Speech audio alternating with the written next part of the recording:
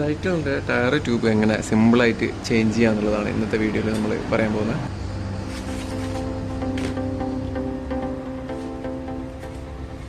First ഈ വാൽപ്പിൻ്റെ ഈ ഹോളിലേക്ക് ഇട്ട് വെക്കുക.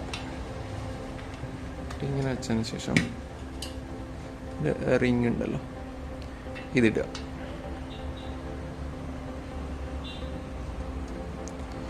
ഫുൾ ടൈറ്റ് ചെയ്യാൻ പാടില്ല, പകുതി വെച്ചതിന് ശേഷം ഈ ഒരു സൈഡിൽ ഇതുപോലെ വെക്കുക. ഏത് ഡയറക്ഷനിലാണോ നമ്മൾ ടയറിൻ്റെ എയറോ മാർക്ക് അത് നോക്കിയതിന് ശേഷം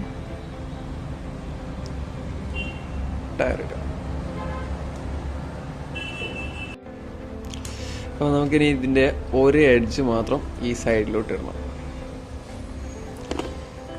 കണ്ടില്ലേ, ഇങ്ങനെ ഒരു സൈഡ് മാത്രം നമ്മളിതിൻ്റെ സൈഡിൽ ഇങ്ങനെ ഇട്ട് വെക്കാം. എന്നിട്ട് ട്യൂബിനെ ഈ സൈഡിലോട്ട് വലിച്ച് പുറത്ത് വെക്കാം. അതിനുശേഷം നമ്മൾ ചെയ്യേണ്ടത് വെച്ചാൽ നമ്മുടെ ടയറിൽ വരുന്നുണ്ട് ഈ ഒരു സൈഡ് മാത്രം ഇങ്ങനെ ഉള്ളിലോട്ട് കറക്റ്റായിട്ട് ഇടുക.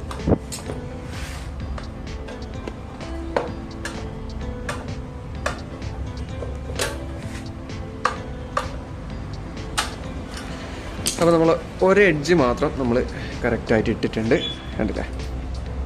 ഇനി നമ്മൾ ട്യൂബിനെ മടക്കൊന്നും വീഴാണ്ട് കറക്റ്റായിട്ട് ഉള്ളിലോട്ട് ഇടുക.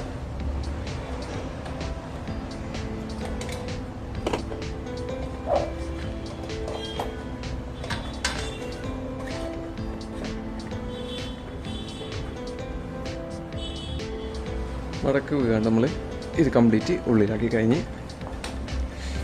ഇനി നമ്മളിങ്ങനെ ഇതുപോലെ കൈ കൊണ്ട് തന്നെ കുറേശ്ശെ നമ്മളെ കൊണ്ട് സാധിക്കുന്നതിൻ്റെ പരമാവധി ഇതുപോലെ ഉള്ളിലാക്കി കൊടുക്കുക.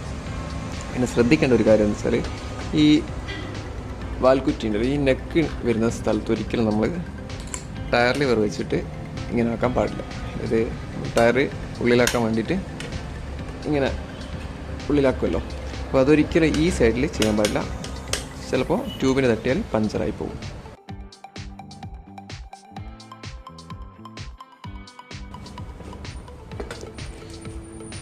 അതിനുശേഷം നമ്മൾ ഇതുപോലെ ടയർ ലിവർ ഉപയോഗിച്ചിട്ട് നല്ല ശ്രദ്ധിക്കണം കേട്ടോ. കൈ കൊണ്ടൊന്ന് ജസ്റ്റ് നോക്കണം ട്യൂബ് ഉള്ളിൽ നമുക്ക് കുടുങ്ങുന്ന രീതിയിൽ വരുന്നുണ്ടോ. ട്യൂബിന് തട്ടിയാൽ പഞ്ചറായി പോകും.